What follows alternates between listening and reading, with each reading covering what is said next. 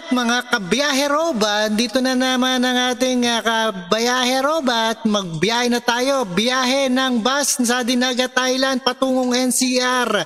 Nilunsad na ng ating bagong daan at mabilis na ang ating paglalakbay. Maaari na kayong makabiyahe ng balikan mula Dinagat Island hanggang Metro Manila. Sa bubukas lang ng ruta ng bus sa isla. Wow, puntahan po natin ang buong detalye dito ayon sa lokal na pamahalaan. Malaki ang itulong nito sa ekonomiya ng probinsya dahil sa inaasang paglakas ng turismo doon sa Dinagat Island. Panoorin po natin ang buong detalye. No other further ado, let's go! Opisyal nang inilunsad ang bagong biyahe ng isang bus company na may ruta mula Dinagat Islands papuntang National Capital Region o NCR.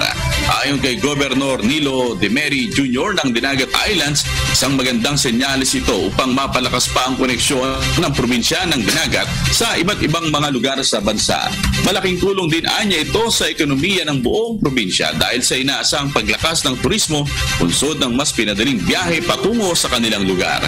Ang bus ay isasakay sa roll-on, roll-off o ro-ro ship at dadaan sa mainland ng Mindanao papunta sa parte ng Kabisayaan hanggang Luzon areas.